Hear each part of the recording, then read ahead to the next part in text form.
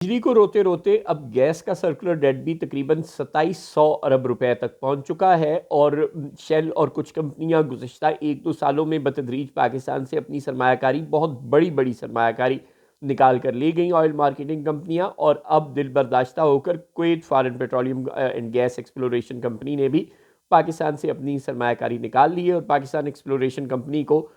تقریباً $6 کروڑ میں اپنے اثاثے فروخت کر دیے ہیں۔ اب آپ سوچیں کہ $6 کروڑ کی یہ سرمایہ کاری تھی جو نکل گئی۔ اسی طرح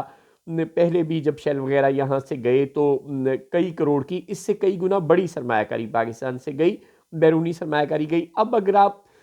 SIFC بنا کر اور سعودی عرب کی، UAE کی، چائنا کی منتیں کر کے $10-12 کروڑ کی سرمایہ کاری پاکستان لے آئیں گے، تو جو نیٹ فارن انویسٹمنٹ پاکستان میں آئی ہوگی وہ تو پھر $6 کروڑ رہ گئی نا۔ $6 کروڑ تو اب نکل گئے، اس کو بھی آپ تب گنیں گے، لیکن نہیں، آپ صبح دوپہر شام ہمارے ذہنوں پر اپنی عظمت کے ہتھوڑے برساتے رہتے ہیں، آپ اپنی عظمت کے تازیانے بجاتے رہتے ہیں کہ جناب ہم نے SIFC بنا دی، ہم فورن انویسٹمنٹ پاکستان لے کر آ رہے ہیں، سعودی عرب سے یہ MOU سائن ہو گئے، UAE سے یہ ہو گئے، کویت سے یہ ہو گئے، چائنا سے یہ ہو گئے، بس اب جناب فلاں پروجیکٹ میں انویسٹمنٹ بیرونی آ جائے گی، یا فلاں میں آ جائے گی، فلاں میں آ جائے گی، اور یہ جو خاموشی سے انویسٹمنٹ نکلتی جا رہی ہے،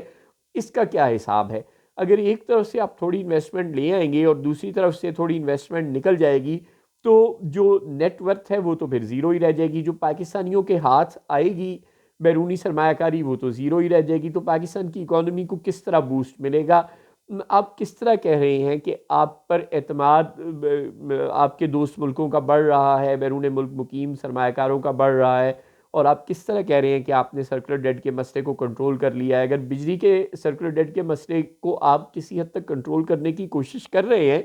آپ نے کوئی 20-25 IPPs میں سے 8 IPPs کے ساتھ کیپیسٹی پیمنٹس کا جو معاہدہ ہے اس کو ختم کر بھی دیا ہے، تو ابھی تو 18-19 کمپنیوں کے ساتھ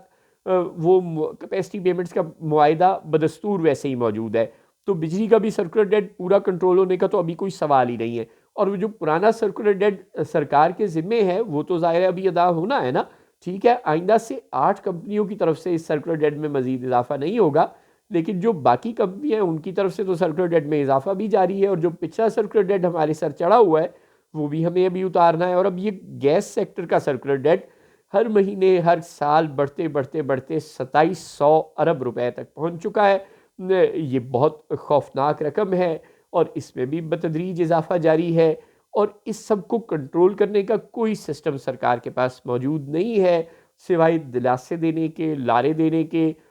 کوئی سسٹم موجود نہیں ہے۔ اسی طرح اگر بیرونی سرمایہ کاری نکلتی رہی، تو اگر آپ نے سعودی عرب اور UAE سے سچی مچی کبھی MOUs کو میٹیریلائز کر بھی لیا، اور وہ MOUs ایگریمنٹس میں ڈھل بھی گئے، اور سچی مچی کبھی سرمایہ کاری آ بھی گئی، تو پاکستان میں آنے والی مجموعی بیرونی سرمایہ کاری شاید پھر بھی نیگیٹو میں ہی رہے، شاید وہ پھر بھی پازیٹیو میں نہ جا سکے۔ تو پھر ہم آپ کی